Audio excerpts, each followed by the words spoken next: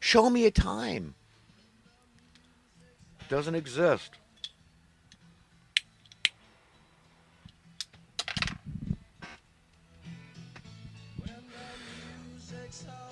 Some of the best evidence for God is simply good people, the upright, the really nice guys and gals out there. That's right. Have you ever noticed how pleasing it can be to meet a nice human being, somebody that's just pleasant, kind. They're the type that doesn't say anything unless they got something nice to say.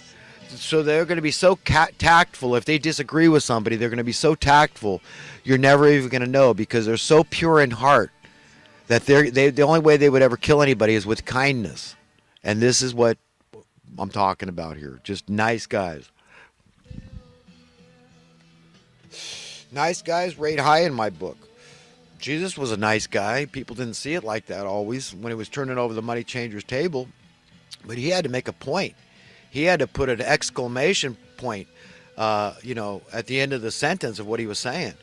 He knew they were fraudsters. He knew they were just there to dupe people out of their hard-earned money. Okay, that's what they were. They've been using money a long time.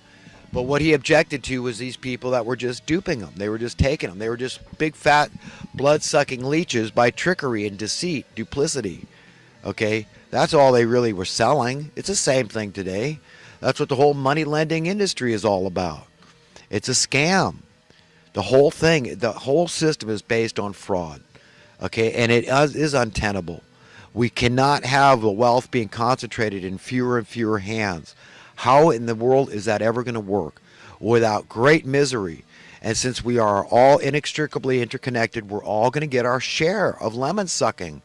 As a metaphor, it's going to be bad because people are dying. There's horrible things that how the economic sausage of society is made, and you don't want to hoard that crap. You want it in circulation. You want it benefiting society. Invest it, even if they're risky investments, man. Get it out there. Do something good for humanity. Do something, man. Support, some innovation or whatever. But get it in the flow. Like, there's one thing Max Kaiser was talking about. He's talking about this guy about velocity of currency and how that's lacking. They're absolutely right. So what we've got is worse than Keynesianism. It's not just a bunch of money printers that keep printing money and throwing, good money after bad, and the problem just gets worse and worse as more and more money is concentrated in fewer and fewer pockets while the poverty just explodes. Okay, it's out of circulation. There's no velocity to the currency because people are keeping it in their investments. They're keeping it just like interest in their savings, right? Well, if I take it out of my savings, if I take it out of my investments, that means I'm not making as much money. My numbers aren't going up, right? You understand how this works? So the velocity is flat. The guy on Main Street's not being helped by all the money being dumped into society. It's not.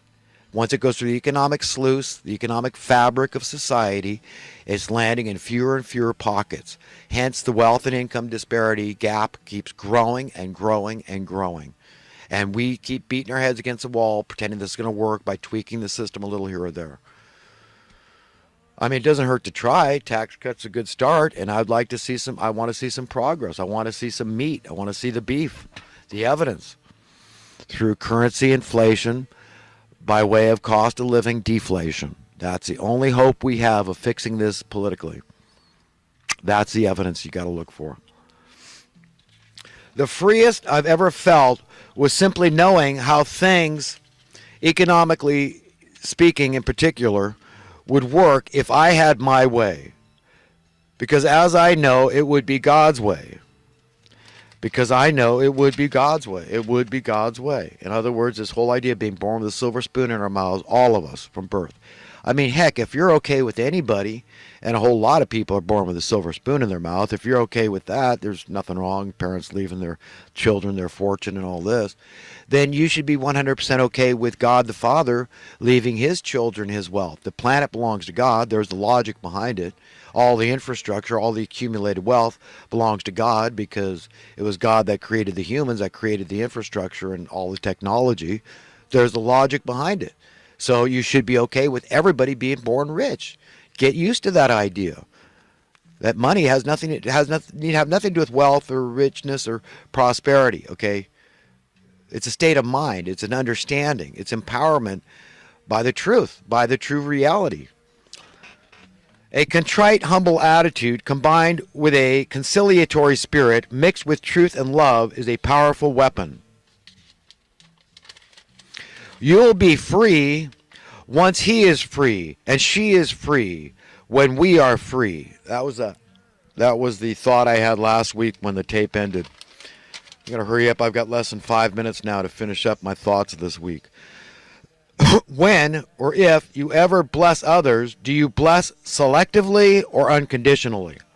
See, we're called on to bless unconditionally because God's not stupid. He's not going to bless your enemies in a way that's inappropriate, that's improper, right? You got to trust God enough with that.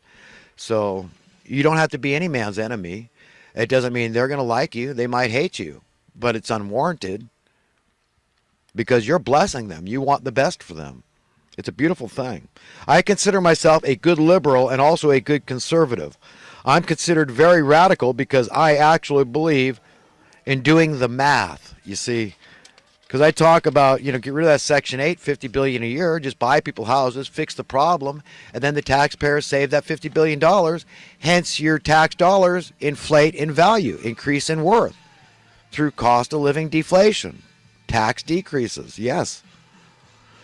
Your tax dollars go up in worth. A lot of ways to look at it, just like the scale I talked about. Remember to run toward conscience and not away from it. Not away from conscience, the way the world's trying to pull you that direction. Abandon your stupid conscience. It's not going to pay your bills. Come on, jump on the bandwagon with me. If you can't beat us, join us. Conscience.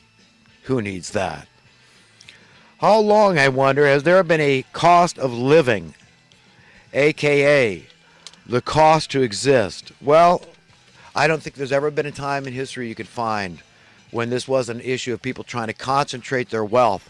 They didn't want stuff that could spoil. They didn't want to trade dried meat or fruit or nuts, something else of value, timber or anything else.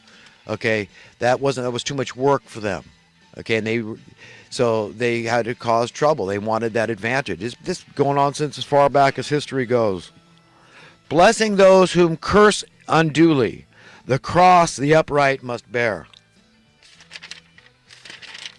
Why is it so radical to suggest that true progress dictates we should be advancing toward actually fixing our social, political, and economic problems? Yeah, people will say, hey, that's just too radical. It's too liberal what you're saying about buying people houses.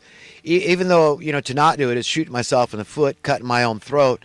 I say, well, this program we've been trying this. We got to keep beating our head against the wall even though it doesn't work. You understand the madness? I believe in doing the math, and I'm radical because I'm fiscally conservative and prudent. And then I'm going to be called, too liberal by the conservatives. You see, it doesn't work. It's maddening to me. And I'm going to be called the wild-eyed, pipe-dreaming idealist, right? That doesn't make any sense. Contrary to popular belief, love means never having to say you're sorry. Okay, that's the old saying from the 70s, that movie, Love Means Never Having to Say You're Sorry. Rather, it means giving a crap about others. All others. That, to me, is what love means, giving a crap about others. All others. There's only one individual we cannot plead the fifth to, our very owner, whom already knows it all. When we chose Donald Trump to lead America, we handed him a hot, rotten, stinking, putrid potato. We've all heard of that hot potato. That's what we handed him. A hot, rotten, stinking, putrid potato. That's America at this point. What they've done socially, economically, and politically to this country. Obama and the Bushes and the Clintons, all of them make me sick to my stomach. Why communism is utterly incompatible with even an anathema to the United States Constitution, I don't have to go into detail about that. In this currently established worldwide beast system, it is considered an extremely radical, wild-eyed notion to suggest we, as mere human beings, ought to be entitled to simply be born free, absolutely free.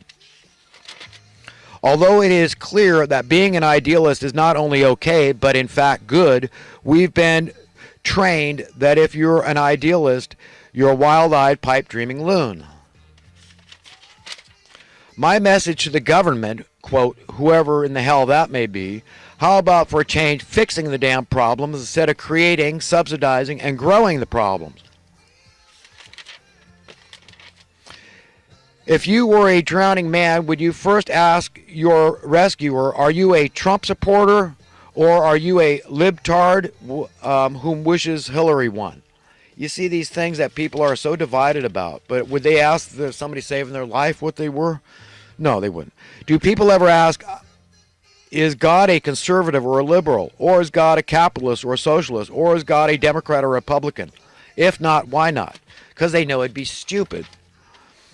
If collective humanity, human civilization, could decide whether we should all be born absolutely free or whether such a state should remain an exclusive privilege, I wonder what would we decide? I know what I would decide. What would you decide? The money master's role in our so-called reality, that one rife with madness,